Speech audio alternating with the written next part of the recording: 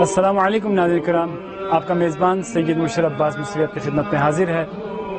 ناظرین کرام، سب سے پہلے ایام عزا ہے، ایام غم ہے۔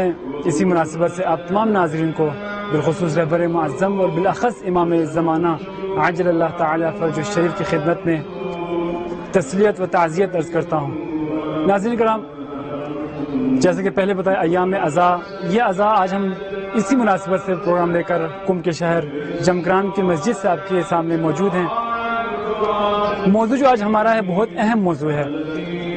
امام حسین علیہ السلام کا جو خروج ہے، جو مدینے سے وہ خروج کرتے ہیں، ان کا مقصد کیا تھا، کس وجہ سے وہ وہاں سے خروج کر رہے ہیں، کیا وجہ ہے کہ وہ اپنے گھر والوں کو ساتھ لے کے جا رہے ہیں، اپنے فیملی کو لے کے جا رہے ہیں، اپنے بچوں کو لے کے جا رہے ہیں، مقصد کیا ہے، مقصد خروج کیا ہے، آج ہمیں یہ معلوم ہونا چاہیے، ہمارے بچے کو معلوم ہونا چاہیے۔ ویسے تو ہمارے بچے اگر پوچھیں تو بتا دیں گے جی امام حسین نے کربلا جا کے انہوں نے خروج کیا، کربلا چلے گئے اور شہید ہو گئے، لیکن مقصد کیا تھا، ہدف کیا تھا، کس وجہ سے وہ شہید ہوئے۔ مدینے سے جب وہ خروج کر رہے ہیں اس وقت وہ ایک جو خط ہے وہ اپنے بھائی محمد بن حنفیہ کے حوالے کرتے ہیں۔ اکثر و بیشتروں کو آپ دیکھتے ہیں کہ اب سنتے ہیں اور پڑھتے بھی ہیں کہ جب کوئی امام کسی علاقے سے دوسرے علاقے کی طرف جا رہے ہوتے ہیں تو اس وقت وہ ایک خطبہ دے رہے ہیں، یا وہ خطبہ دیتے ہیں یا کوئی نصیحت کرتے ہیں، لیکن امام آج خطبہ نہیں دے رہے۔ جب خروج کر رہے ہیں تو خطبہ نہیں دے رہے، لیکن ایک نامہ دے رہے ہیں، ایک خط دے رہے ہیں اپنے بھائی کو، اور اس میں تمام تفصیلات لکھی ہوئی ہیں کہ میں کس وجہ سے خروج کر رہا ہوں اور میں کیوں خروج کر رہا ہوں، اپنے گھر والوں کو ساتھ لے کے نکلنا۔ اگر ہم دیکھتے ہیں، اگر آپ آج کے ماحول میں دیکھتے ہیں، اپنے اوپر اگر ہم دیکھتے ہیں کہ ہم اگر کہیں پر کسی کام سے جا رہے ہیں اور ہمیں پتہ ہے کہ ہم وہاں سے ہماری واپسی نہیں ہے، ہم واپس نہیں آ سکتے، ہمیں وہاں پر قتل کر دیا جائے گا، لیکن ان تمام باتوں کے باوجود ہم ایسا کریں کہ اپنے فیملی کو ایسے محفوظ جگہ پر چھوڑ کے جائیں گے تاکہ ہمارے بعد ان کی حفاظت ہو سکے۔ لیکن امام علیہ السلام کو معلوم ہے کہ کربلا میں جا کے شہید ہونا ہے، لیکن پھر بھی اپنے گھر والوں کو لے کے جا رہے ہیں، کوئی خاص مقصد ہے۔ آج اسی موضوع پر گفتگو کرنے کے لیے ہمارے ساتھ موجود ہیں حجت الاسلام والمسلمین سید محمد رضی رضوی صاحب۔ السلام علیکم ورحمۃ اللہ، بہت بہت شکریہ آپ تشریف لائے۔ کیونکہ ایام عزا جیسا ان کا اور جمکران کی مسجد میں ہم موجود ہیں، ایک خاص تاثیر ہے اس مسجد کی، کیونکہ ایام عزا بھی ہے، پیچھے مجلسیں بھی چل رہی ہیں، دعا کمیل بھی چل رہی ہیں، اور ہمارے انشاءاللہ نمبر جو آپ کی اسکرین پر موجود ہے، کال کر سکتے ہیں، دعا کے لیے کال کر سکتے ہیں، کوئی سوالات ہوں اس سوال کے حوالے سے کال کر سکتے ہیں، ہم آپ کی خدمت میں حاضر ہیں۔ ہمارے نمبر جو آپ کی اسکرین پر موجود ہے۔ جو آج ہمارا جو موضوع کی مناسبت ہے، مقصد امام حسین کہ وہ کس طرح خارج ہوتے ہیں، خروج کرتے ہیں فیملی کے ساتھ، تو سوال یہ ہے کہ وہ ان کا مقصد کیا تھا، ہدف کیا تھا، کس وجہ سے وہ مدینے سے نکل رہے ہیں۔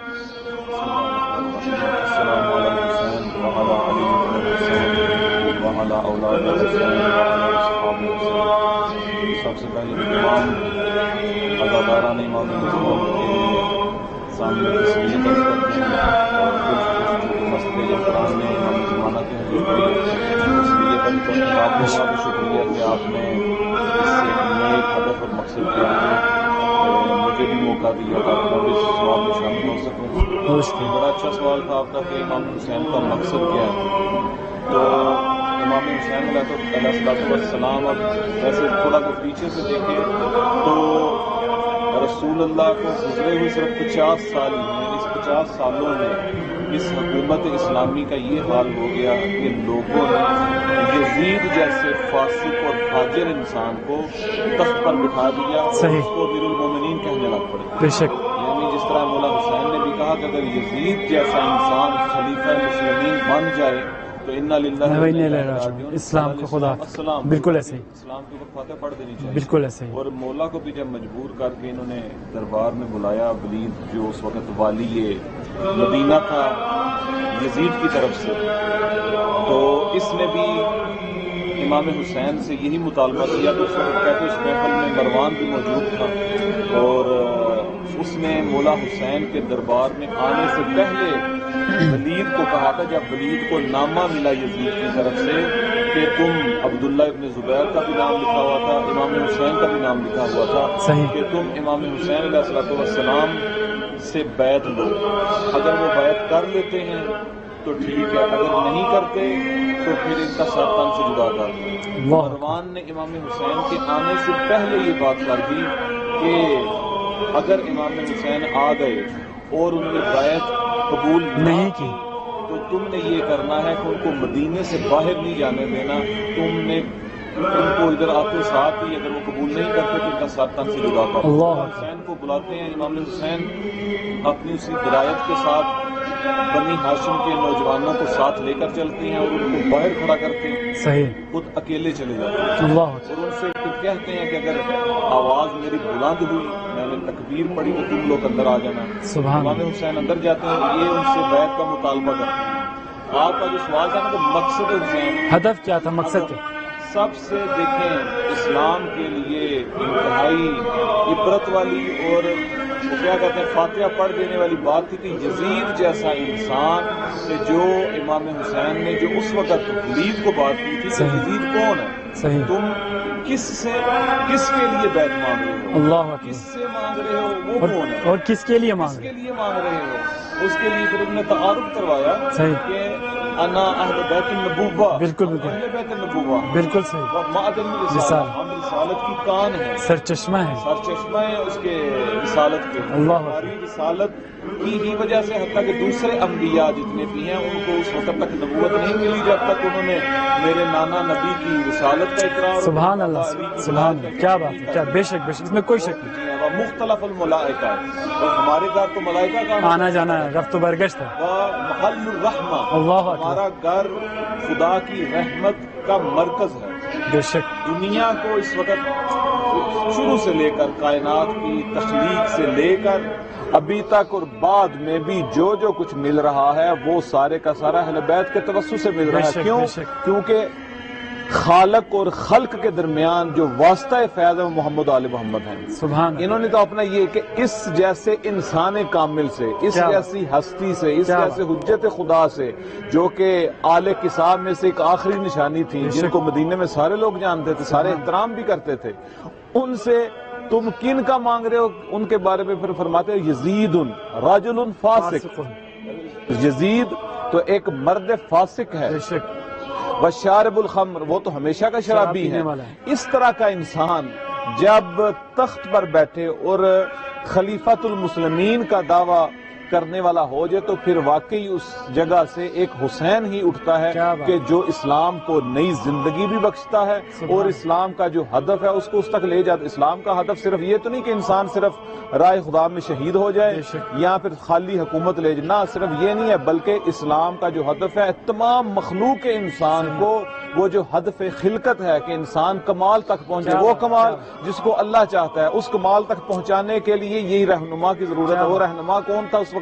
امام حسین تھے۔ اور یزید کیا کر رہا تھا؟ وہ شریعت خدا، شریعت محمدی کو، دین خدا کو، اس کے تقدس کو پامال کر رہا تھا۔ محرم نہ محرم کی کوئی رعایت نہیں تھی۔ اس طرح کا بندہ اگر خلیفہ بن جائے تو پھر امام حسین کو نکلنا پڑتا ہے، اپنا خون دینا پڑتا ہے، اور اس خون کے ذریعے سے ہی اسلام زندہ ہوا ہے۔ اور شعر پڑھتے بھی نہیں، انسان کو بیدار تو ہو لینے دو، ہر قوم پکارے گی ہمارے حسین۔ ابھی دیکھیں 1400-1500 سال گزر جانے کے بعد بھی لوگوں کو آہستہ آہستہ یعنی صفحہ بہ صفحہ امام حسین کے ہدف کا بھی پتہ چل رہا ہے اور ان کے مقصد کا بھی پتہ چل رہا ہے۔ امام حسین کا ہدف صرف یہ نہیں تھا کہ مثلا اس وقت دیکھیں، ظاہری طور پہ دیکھیں تو لوگ نمازیں بھی پڑھ رہے تھے، حاجی بھی تھے، حج بھی بہت زیادہ کر رہے تھے، مسجدیں بھی آباد تھیں، زکوٰۃ بھی دے رہے تھے، تو پھر مسئلہ کیا تھا؟ صحیح بات، مسئلہ اس میں تھا کہ جو اساس اسلام تھی، حج ہو رہا تھا، روح حج کوئی نہیں تھی، نمازیں پڑھ رہے تھے لیکن مسجد کی جو نماز کی اصل روح ہوتی ہے، جو نماز صلاۃ معراج المومن ہے، وہاں تک نہیں سی جا رہی، ظاہری صرف اٹھنا بیٹھنا تھا۔ اور اگر روح کعبہ جو کہ حجت خدا ہوتی ہے وہ ہی نہ رہے تو واقعی وہ پتھروں کا ایک گھر بن جاتا ہے۔ اور یہ ہدف اور مقصد، اس کے لیے ضروری ہے کہ انسان امام حسین کے وہ سارے اہداف کو پڑھے کہ امام حسین نے صرف مدینہ اس لیے نہیں تھا چھوڑا، پتہ بھی تھا کہ اپنے بچوں کو بھی ساتھ لے کر جا رہے ہیں، اور یہ بھی ساتھ پتہ تھا کہ مجھے شہید کر دیا جائے گا، یا بعض کہتے ہیں کہ فقط شاید حکومت لینے کے لیے تھا، نہ ہی یہ بات مکمل غلط ہے، حکومت لینے کے لیے تھا لیکن اس طرح حکومت لینے کے لیے نہیں تھا، بلکہ ایسی حکومت اسلامی جس کا نکلتے وقت کہا تھا کہ میں اس لیے خروج کر، نہ میں کسی شر کے لیے، نہ میں کسی فساد کے لیے، نہ میں کسی اور دنیاوی لالچ کے لیے، بلکہ میں اس لیے مدینے سے کوچ کر رہا ہوں تاکہ میں اپنے جد رسول خدا کی جو ہے اس سیرت کو بھی زندہ کروں اور اپنے باپ کی سیرت پر چلتا ہوا اس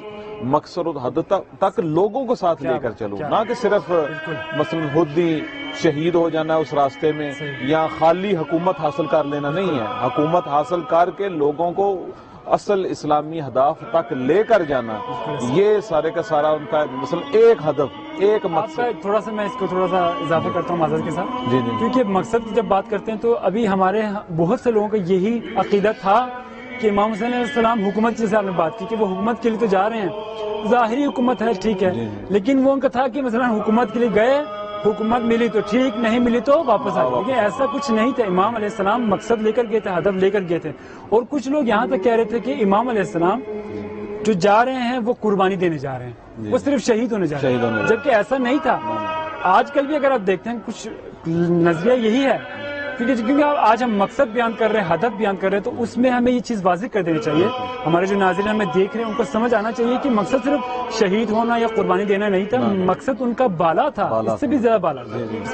بالکل، نہ صرف قربانی دینا، شہید ہونا یا خالی حکومت لے لینا یہ نہیں تھا، کیونکہ حکومت لے کر ہو سکتا چند دیر کرنے کے بعد ختم، نہ، ہدف ایسا تھا کہ جو خود انسانیت کے اندر جو خلقت خدا نے یعنی انسان کو جو خلق کیا اس کا کیا مقصد تھا، اس مقصد تک لے کے جانے کے لیے رسول خدا نے اتنی 23 سال تک محنت کی اور اسلام کو کامل کیا، پھر اسلام کے تحفظ کے لیے خدا نے وہ آیا اکمال کے ذریعے سے وہ غدیر کا میدان کے ذریعے سے ولایت کا اعلان ہوگا، وہ سارا کچھ تکمیل ہو گیا، لیکن اس ہدف اور مقصد کو پایا تکمیل تک پہنچانے کے لیے امام حسین نے خروج کر کے لوگوں کے سامنے جس طرح صلح امام حسن نے حاکم شام کے چہرے کو بے نقاب کیا تھا، اسی طرح امام حسین علیہ السلام کے ہدف نے، ان کے مقصد نے یزید کے اصلی چہرے کو سامنے کر کے رکھ دیا تھا، کیونکہ معاویہ کا جب دور تھا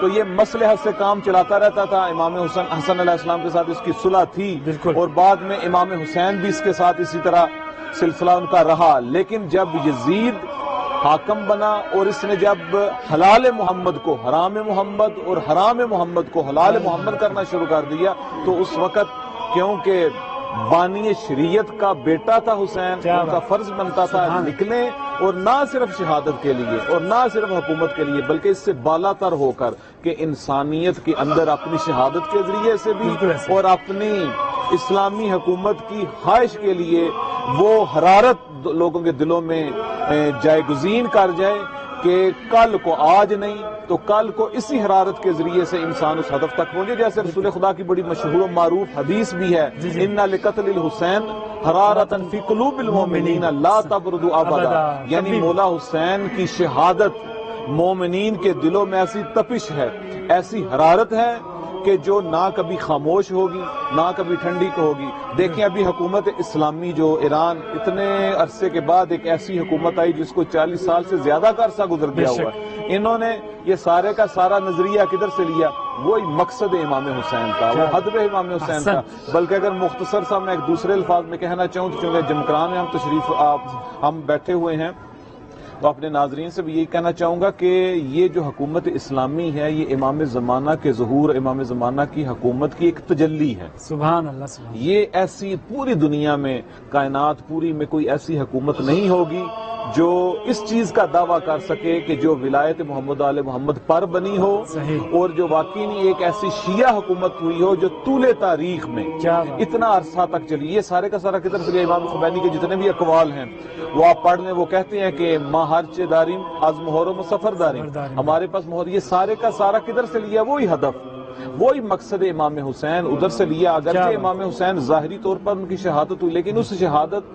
اور ان کے ہدف اور ان کے مقاصد جو انسان آج ہم دیکھ رہے ہیں وہ سبحان اللہ اس کو مثلا سمجھ آتی جا رہی ہے اور وہ اس کے اوپر پیادہ ہوتا جا رہا ہے، اور جو انسان دیکھ لے کائنات میں امام حسین کا تعلق کسی ایک مذہب و ملت، کسی ایک قوم و قبیلے سے نہیں ہے، بلکہ دنیا کا ہر مکتب، سنی بھی مولا حسین کا ذکر منا رہے ہیں، شیعہ بھی منا رہے ہیں، عیسائی بھی مناتے ہیں، ہندو، سکھ، یہودی، ہر کوئی مثلا امام حسین کا ذکر. کیوں؟ اس لیے کہ مولا حسین کا مقصد اور ہدف نیک تھا. مقصد اور ہدف یہ تھا کہ انسان کو اس مقصد تک لے جائے جس کے لیے انسان کو خلق کیا گیا ہے، نہ صرف حکومت ظاہری لے لینا یا خالی شہید ہو جانا. یہ ہدف اور یہ مقصد اس طرح نہیں تھا. لیکن اگر ہم آج دیکھیں کہ ہمارے جو شیعہ حضرات ہیں، میں اوور آل بات کر رہا ہوں، کسی خاص بات نہیں کر رہا، دیکھتے ہیں کہ آیا اس مقصد اور ہدف پہ ہم عمل کر رہے ہیں، سیرت پہ عمل کر. کیونکہ خود فرماتے ہیں کہ میں نے اپنے جد اور اپنے باپ امام مولا علی علیہ السلام کی جو سیرت ہے اس کو بھی اجاگر کرنا ہے، اس پر عمل کروانا ہے. تو آج اگر ہم دیکھتے ہیں ہمارے مومنین میں سے بہت سے ایسے ہیں کہ آپ دیکھیں کہ تمام رات وہ سینہ زنی کر رہے ہیں، مجالس میں جا رہے ہیں، محافل میں جاتے ہیں، امام حسین کا ذکر کرتے ہیں، تمام چیزیں جاری ہیں، لیکن نماز کے لیے وہ ان کے پاس ٹائم نہیں ہے، صبح کے ٹائم نماز کے لیے نہیں اٹھتے. یہ سیرت تو نہیں تھی امام کی. امام جس ہدف کو لے کے چلے ہیں اس ہدف پہ اگر ہم دیکھتے ہیں تو ہمارے بعض مومنین جو ہیں وہ اس پر عمل نہیں کرتے. اس حوالے سے اگر کوئی پیغام اگر دینا چاہیں تو. جی نا، بالکل یہ تو ہے، کیونکہ امام حسین کا ہدف اور مقصد دیکھیں بڑی مشہور و معروف سی بات بھی ہے اور ایک خلاصہ کلام بھی ہے کہ عزاداری کے بغیر عبادت کا بھی کوئی فائدہ نہیں اور عبادت کے بغیر عزاداری کا بھی کوئی فائدہ نہیں. یہ دونوں لازم و ملزوم ہیں. امام رضا علیہ السلام کی حدیث ہے کہ کبھی بھی عبادت کی بنا پر ہماری محبت کو نہ چھوڑنا اور کبھی بھی ہماری محبت کی بنا پر عبادت کو نہ چھوڑنا. یہ دونوں ہو ہی نہیں سکتا. امام سجاد علیہ السلام سے بڑا بھی کوئی عزادار تھا اور سب سے بڑا عزادار بھی اور سب سے بڑا زین العابدین سید الساجدین بھی. یہ نہیں ہو سکتا. مولا حسین نے دیکھیں سعید ابن عبداللہ، انہوں نے مولا حسین علیہ السلام سے جب وہ نماز کا وقت آ گیا اور امام حسین نے جب نماز پڑھی اور اس وقت پڑھی جب تیروں کی بارش ہو رہی تھی اور اس وقت انہوں نے نماز کے بارے میں مولا حسین کو بتایا. نماز کا وقت تھا، کہتے ہیں ظہر کا وقت ہو گیا، ہم آپ کے پیچھے نماز پڑھیں گے. تو امام نے اس کو دعا دی کہ آپ نے نماز کا وقت یاد کروایا، آپ نمازیوں میں انشاءاللہ تعالی اللہ آپ کو نمازیوں میں شامل کریں. اور حضرت سعید بن ابن عبداللہ یہ امام حسین جب نماز پڑھ رہے تھے تو ان کے سامنے سینہ سپر ہو کے کھڑے ہو گئے اور جتنے بھی تیر آتے تھے وہ اپنے سینے پہ لے گئے، لیکن کہا کہ نماز امام کی مکمل ہو جائے اور نماز انہوں نے پڑھی. اب ان میں سے عام کو بندہ ہوتا تو اس طرح بھی نہیں ہونا چاہیے، کیسے خشک مقدسی ہو وہ کہے کہ تیر لگتے ہیں تو لے لیں، چلیں آخر میں 2 رکعت امام کے پیچھے تو پڑھ دو. انہوں نے کہا نہیں، امام نماز پڑھ لے تو ان کے سامنے میں سینہ سفر ہو کے کھڑا ہو جاؤں گا. اور کہتے ہیں ان کو جو تیر لگتے تھے وہ تیر زہر میں بجھے ہوئے تھے اور ہر ایک تیر کے اندر اتنی طاقت تھی کہ وہ ایک ٹھیک ٹھاک قوی انسان کو قتل کرنے کے لیے کافی ہوتا تھا.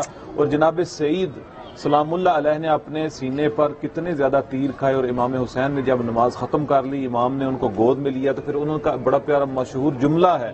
انہوں نے کہا کہ یا ابن رسول اللہ، آیا میں نے وفا کر دی؟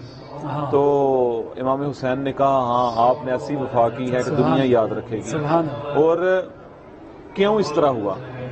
ایک تو ان کو بھی نماز کا دیکھیں، اس حالت جنگ میں مولا حسین کی نماز نہیں چھوٹی، نہ ہی ان کے کسی اصحاب کی چھوٹی ہے. اور اس کے بعد پھر دوسرے جو اصحاب تھے جنہوں نے اپنے بدن کے اوپر تیر کھائے اور یہ منظور کر لیا کہ ہم لوگ شہید ہو جائیں گے لیکن امام کی نماز مکمل ہوگی. اس وقت کسی عزادار کو ایسا نہیں ہونا چاہیے، بلکہ کہتے بھی ہیں سید حسن نصر اللہ حافظہ اللہ کا بھی قول ہے کہ بلکہ ماتمیوں کو، سینہ زنوں کو چاہیے کہ وہ وضو کر کے سینہ زنی کریں، جو ہی نماز کا وقت ہو اسی وقت تھوڑی دیر کے لیے ماتمداری کو، سینہ زنی کو روک دیں اور نماز پڑھیں تاکہ لوگوں کو پتہ چل جائے کہ امام حسین نے نماز کے لیے قربانی دی تھی اور نماز ابھی زندہ ہے. اور ہمارے ہاں بعض علاقوں میں ٹھیک آپ کی بات، بعض جگہوں پہ تھوڑا سا لوگ سستی کرتے ہیں لیکن بعض جگہوں پہ واقعہ نہیں ظہر عصر کا ٹائم ہوتا ہے عاشورہ والے دن، تقریباً جگہوں پر مصلی عبادت بچھایا جاتا ہے اور نماز کو پڑھا جاتا ہے. مولا حسین کی تھی حتیٰ کہ آپ نے دیکھیں بی بی زینب سلام اللہ علیہ بھی کہتی ہیں کہ شام غریباں بھی وہ اتنے مصائب وغیرہ سارے برداشت کرنے کے بعد بھی کہتی ہیں کہ میری نمازیں حتیٰ کہ نمازیں شب قضا نہیں. اور مولا حسین نے بی بی کو الوداع یعنی جاتے ہوئے کہا تھا کہ زینب بہن مجھے اپنی نماز شب کی دعاؤں میں نہ بھولنا. اللہ یعنی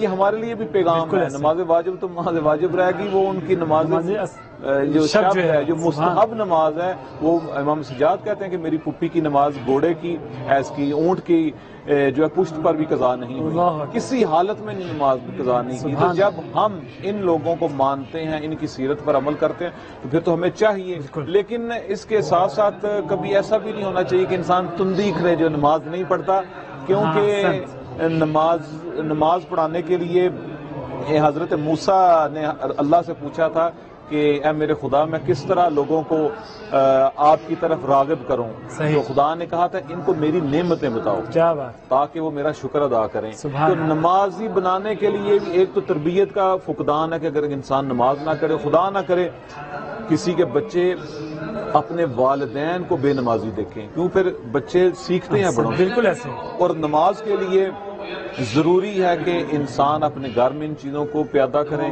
اور اس کے بعد یہ جو کیا اپنے جتنی بھی خدا کی طرف سے دی گئی نعمتیں ہیں یہ ان کا ذکر کریں کہ دیکھیں خدا کی ذات جو ہے صبح فقط 2 رکعت نماز ہوتی ہے فجر کی.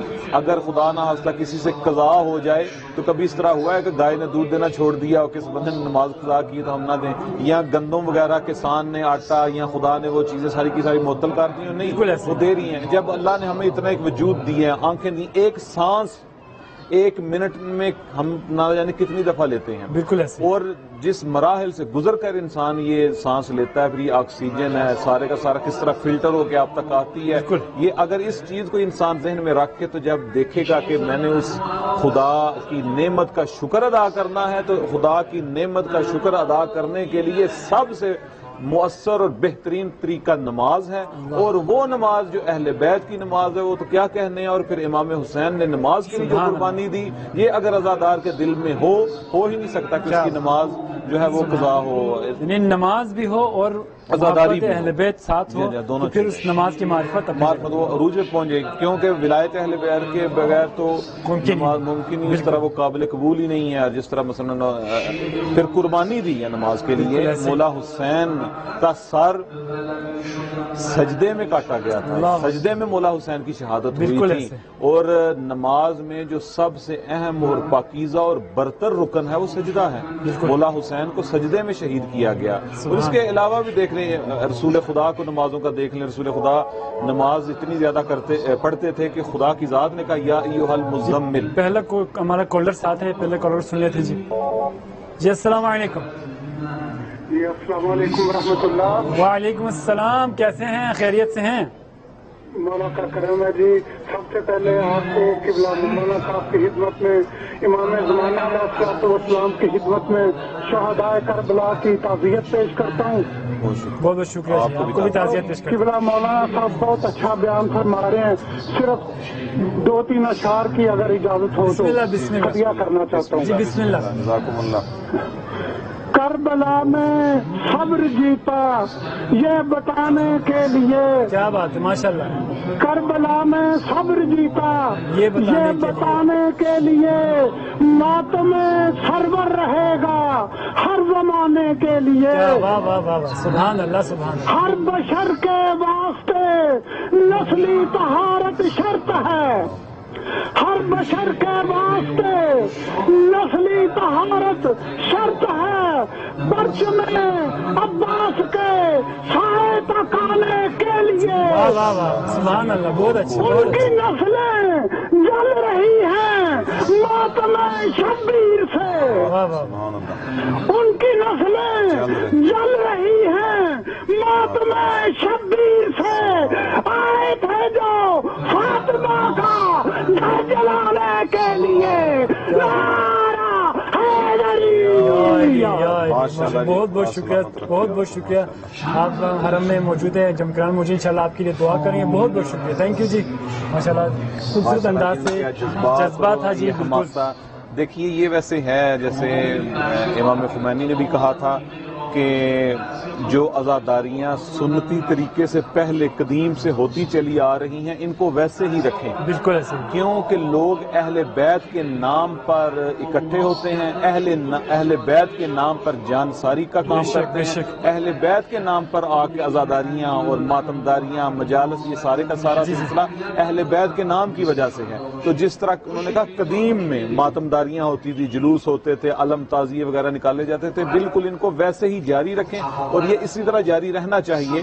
کیونکہ خود دیکھ لیں 1500 سال گزر جانے کے بعد نہ جانے کتنی پابندیاں لگی عزاداروں پہ، عزاداری پہ. اور میں بیچ میں ایک بریکٹ میں بات بھی کرنا چاہوں گا کہ شہید مطہری رضوان اللہ تعالی علیہ نے کہا تھا کہ ہم نے عزاداری کو زندہ نہیں رکھا بلکہ عزاداری نے ہم کو زندہ رکھا. بالکل اس میں کوئی یعنی کبھی کسی خاص طور پہ مکتب اہل تشیع کو بھی نہیں سوچنا چاہیے کہ ہم جو عزاداری کرتے ہیں اس وجہ سے عزاداری بچی ہے. نہ بابا، بلکہ عزاداری کی وجہ سے ہم بچے اور ہماری قدر و قیمت، ہماری ویلیو ہے بھی عزاداری کی وجہ سے ہے. یہ عزاداری ہے جس نے ہمیں بچا کے رکھا ہوا ہے. اگر یہ عزاداری نہ ہوتی تو لوگوں کے اندر جذبہ، لوگوں کے اندر اثار، لوگوں کا یہ سلسلہ ہونا ہی نہیں تھا. اور اہل بیت کا نام ہی ایسا ہے کہ لوگ اہل بیت کے نام پر اکٹھے. دیکھیں آپ ہمارے ملک میں بھی باہر آگے پیچھے بھی آج سے کہہ لیں کوئی 20-25 سال پہلے صرف ایک ٹی وی چینل ہوتا تھا جس پہ صرف شام غریبہ کی مجلس لگتی، بالکل ایسے اس کے علاوہ نہیں تھی ہوتی. اس وقت ابھی کیا ہے وہ ہمارا یونیورسٹی کا ایک ٹیچر جو پچھلے دنوں میں 100% جھوٹ بول کے کہہ رہا تھا کہ تشیع جو ہے وہ ختم ہونے کے نزدیک ہے. حالانکہ در حقیقت تشیع پہلے اتنی نہیں تھی، ابھی تو صدی ہی تشیع کی ہے. ابھی اس وقت دشمن اس وقت کا یزید کس سے ڈر رہا ہے؟ صرف مکتبہ تشیع سے ڈر رہا ہے. لبنان میں کون ہے، ایران میں کون ہے، عراق میں کون ہے، پاکستان میں بھی اگر ڈر رہے ہیں، ہندوستان میں، ملک جہاں جہاں دنیا میں تشیع ہے صرف وقت کا یزید اسی تشیع سے ڈرتا ہے. حالانکہ دیکھ لیجئے کہ پوری کائنات میں جتنے پرامن جلوس ماتمداروں کے، عزاداروں کے اور یہ ہماری مجالس عزا کے سلسلے میں جو سبیلیں لگائی جاتی ہیں، یہ پرامن ہے. دنیا میں اور کوئی بتا دیں کہ جی فلاں پرامن چیز ہو. دنیا میں دیکھیں کوشش، دشمن کی کوشش یہی ہے محرم آنے سے پہلے اور محرم کے درمیان میں کوشش یہی کہ شبہات بھی ڈالتے ہیں، جلوس بند کرنے کی کوشش کرتے ہیں، مجالس بند کرنے کی FIR درج ہو رہے ہیں. لیکن یہ عزاداری ایسی عزاداری ہے کہ دشمن کے پوری دنیا بھی کوشش کر لے، یہ کم بھی نہیں ہو سکتی اور بند بھی نہیں ہو سکتی. وہی جس طرح شروع میں بیان بھی کی حدیث کے ان لقتل الحسین حرارتاً، یہ ایسی حرارت ہے مولا حسین کی شہادت فی قلوب المومنین. اور اس سے پہلے ایک اور رسول خدا کی حدیث ہے کہ ان للحسین فی بطون المؤمنین معرفۃ مکنونۃ، کہ اللہ نے مومنین کے دلوں میں مولا حسین کی معرفت کو پنہان کر دیا. یعنی ان کے خمیر میں مولا حسین کی محبت کو اجیر کر کے رکھ دیا ہوا کہ مکس ہے، کہ جو ہی ایام اذا شروع ہوتے ہیں جو مومن ہے، جس دل کی بستی میں حسین بستا ہے وہ فوراً منقلب ہو جاتا ہے. لیکن دوسرا کالر لے لیتے ہیں. جی السلام علیکم. جی السلام علیکم. جی کون صاحب کہاں سے بول رہے ہیں؟ جی میں عمران فضل بول رہا ہوں نٹنگل. جی حکم کریں. جی میں مولا امام مہدی عارض زمان سے تعزیت پیش کرتا ہوں اور بی بی اور امام آئمہ. جی آپ کی آواز ٹی وی کی آواز بند کر دیجیے گا تاکہ آپ کی آواز صاف ہو. ہلو جی آواز آ رہی ہے. جی بسم اللہ. میں چاہ رہا ہوں اپنے بیٹوں کے لیے، جی اپنے تمام بیٹوں کے لیے، اپنے تمام فیملی کے لیے مولا پنسن پاک میرے بچوں کو منائے اور ان کے راستے چلے میرے بیٹے. یہ بھی پاک سے میں دعا کرتا ہوں. جی السلام علیکم ورحمۃ اللہ. بہت شکریہ عمران صاحب کال کر رہے تھے. آج شب جمعہ بھی ہے، کال کریں، دعا کے لیے کال کریں. سادات موجود ہیں، سید موجود ہیں. انشاءاللہ سادات کی جو دعا ہے اور وہ بہت جلد قبول ہوتی ہے انشاءاللہ. آج شب جمعہ بھی ہے تو اسی حوالے سے کال کریں, دعا کے لیے کال کریں, کچھ سنانا چاہتے ہیں, کچھ اپنے جو چونکہ ایام عزا ہے جو کچھ سنائیں, بارگاہ امام حسین علیہ السلام میں اپنا نام درج کریں. ہمارا جو نمبر ہے آپ کسی کو موجود ہے, انشاءاللہ کال کرتے رہیے گا, ہم موضوع انشاءاللہ آگے بڑھاتے ہیں موضوع کو انشاءاللہ. تو جس طرح سے نے بتایا کہ یہ جو عزاداری ہے وہ بہت ہی ایک ہدف کے ذریعے, اور مولانا جس ہدف کے لے کے چلا ہے اور آج ہمیں انشاءاللہ اس ہدف پر لے کے جانا چاہیے. اب تھوڑا سا جی آپ موجود ہیں, آپ دعا کریں گے بچوں کے خدا بحق سید الشہداء کے مولا حسین کے صدقے اور ان کے اصحاب کے صدقے, بی بی زینب سلام اللہ علیہا کے صدقے اور مولا حسین کے شہزادہ علی اکبر کے صدقے خدا ان کے بچوں کی جو بھی مشکلات و پریشانیاں ہیں ان کو دور فرمائے, اور جتنے بھی مومنین و مومنات سامعین تشریف ہماری آوازوں کو سن رہے ہیں, خدا ان کی حاجات کو بحق سید الشہداء کے قبول و منظور فرمائے, بحق محمد و آل محمد میں. ایک اور کالر جی, السلام علیکم. ہیلو, السلام علیکم. السلام علیکم, میں مسز حسین لندن سے بول رہی ہوں. جی میری طرف سے, میرے تمام مضمونین کی طرف سے, گھر والوں کی طرف سے بیوی کی خدمت میں پوچھا دینا چاہتی ہوں. دعا گو ہے کہ ہمارے بچوں کو آپ ابھی ہم جمکران میں موجود ہیں, مسجد جمکران دین پر چلنے کی توفیق عطا فرمائے. بہت پریشان ہیں میں سب کی طرف سے, یہاں کا ماحول بہت خراب ہے. جی جی بہت بہت شکریہ. اور جو لوگ بیمار ہیں ان کو میں شفایت جلدی عطا ہو, اور ہمیں بھی زیارت بی بی کی نصیب ہو. بس یہ کہنا تھا. آپ کو سلامت رہیں, آپ لوگوں کو سلام پیش کرتی ہوں. آپ لوگ اتنا اچھا پروگرام کرتے ہیں, اور ہم آپ کی وجہ سے ہم آپ کی زیارت بھی ہماری ہو جاتی ہے. بڑی اچھی بات کرتی ہے. بس دعا میں یاد رکھیے ہمیشہ اس طرح. بہت بہت شکریہ. دعا میں جس طرح ناظرین دیکھ رہے ہوں گے تو چلیں ایک میرے ذہن میں بات آ گئی کہ پریشانیوں کے تمام مشکلات و پریشانیوں کا جو ہمارے اکثر عرفاء, علماء, فقہاء 2-3 ایسے توسل ہیں وہ کرتے رہے ہیں. ایک کال لے لیں اس کے بعد. جی السلام علیکم. وعلیکم السلام. جی جی کون صاحب, کہاں سے بول رہی ہیں؟ میں کرولی انگلینڈ سے. جی جی بسم اللہ. جی میں نے پرتا پیش کرتی ہوں امام زمانہ بسم اللہ محرم کے تمام شہداء کا. بہت بہت شکریہ. بہت بہت شکریہ مولانا صاحب کے, آپ کو بھی بہت بہت شکریہ. تمام مرحوم کے لیے دعا کرنی ہے. جی جی. اور میرے لیے, میرے بیٹے کے بھائی کے لیے. حتماً جب مولانا صاحب موجود ہیں انشاءاللہ آپ سب کے لیے دعا کریں. کینسر کی مریض ہوں. جی انشاءاللہ. بہت بہت شکریہ. Thank you. ماشاءاللہ ایک کال آپ جو بتا رہے تھے آخر پہ اگر ٹائم کی, آپ ٹائم کا تو آپ کو پتا ہے, آخر میں یہ چیزیں بتا دیں یا ابھی آخر میں بتا دیں تاکہ کچھ توسلات ہیں لوگوں کو بتا دیں گے تاکہ وہ مثلا اپنی مشکل پریشانی خدا کی بارگاہ میں ان ہستیوں کے ذریعے سے جائیں گے. ایک اور کالر لیتے ہیں. جی السلام علیکم. ہیلو, السلام علیکم. ہیلو. جی السلام علیکم. وعلیکم السلام. جی ٹی وی کی آواز بند کر دوں تاکہ ہماری آواز آپ کو پہلے آ جائے. جی جی بسم اللہ.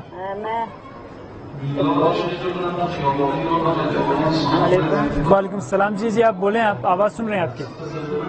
جی میں بولتا دیتی ہوں پیارے نبی پاک, پنجتن پاک اور تمام عالمہ مسلموں میں زمانہ کو بھی پوچھا دیتی ہوں, اور تمام مومنین و مومنات اور آپ کو بھی, اور مولانا کو بہت پوچھا پیش کرتی ہوں. بہت بہت شکریہ. Thank you.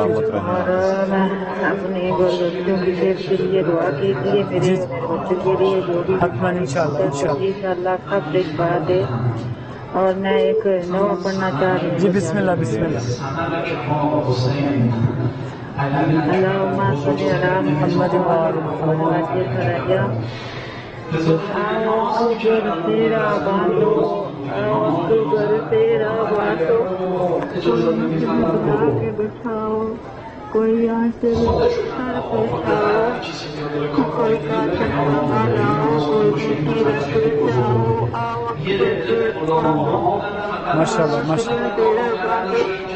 میرا باپ سدا آباد رہے، میری ماں بہنوں کا شاد رہے، سبحان اللہ میرا نال سدا آباد رہے، میری ماں بہنوں کا شاد رہے، کیونکہ جگ جگ ہے اولاد رہے، میرے من کی پوری مراد رہے، کوئی ناد عتیق دوہراؤ، کوئی شاخ نانی لاؤ، آؤ اکبر سہرا باندھو، آؤ اکبر سہرا باندھو، کوئی سمرا کو پیغام دے دو، اکبر کی بہن تم شاد رہو، آنے کی فکر ہو تو آؤ اور تم اپنا لے جاؤ، لگ جاؤ محمد بلند کا اٹھاؤ، آؤ اکبر سہرا باندھو، آؤ اکبر سہرا باندھو، ناگاہ یہ آتف نے صدا لے ظلم ہوا اسی لیلا، ناگاہ یہ آتف نے بھی صدا لے ظلم ہوا اسی لیلا،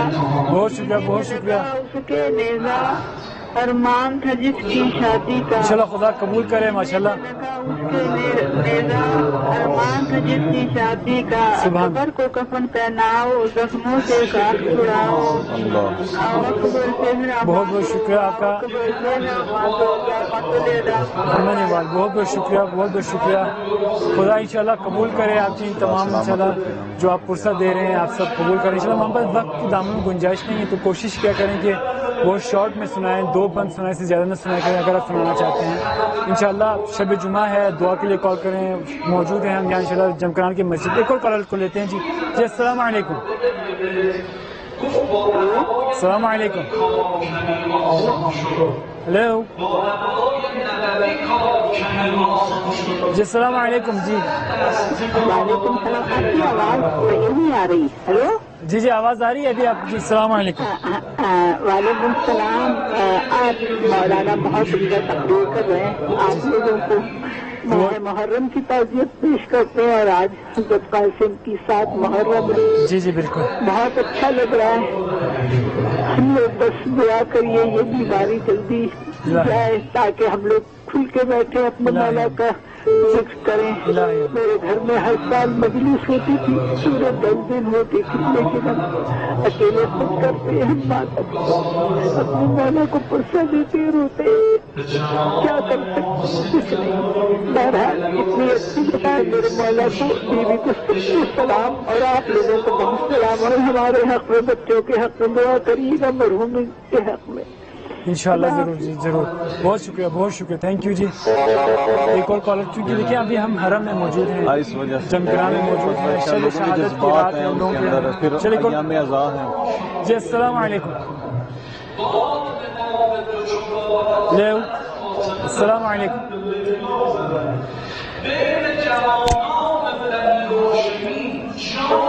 جی تو ناظرین کرام ہمارا کیونکہ وقت کے دامن میں گنجائش نہیں، وقت ختم تھا، اس وجہ سے ہم کوشش کرتے ہیں انشاءاللہ دوبارہ آپ کی خدمت میں حاضر ہوں گے۔ آپ کو بھی بہت بہت شکریہ، انشاءاللہ پھر کبھی موقع ملا تو ضرور ہم اپنے ناظرین کو بتائیں گے جو آپ دعا فرما رہے تھے انشاءاللہ۔ پھر آپ کے مخالف دوبارہ انشاءاللہ آپ کی خدمت میں حاضر ہوں گے۔ اس وقت کے لیے اپنے میزبان سید مرشد عباس مسعود کو اجازت دیجیے گا۔ السلام علیکم ورحمۃ اللہ وبرکاتہ۔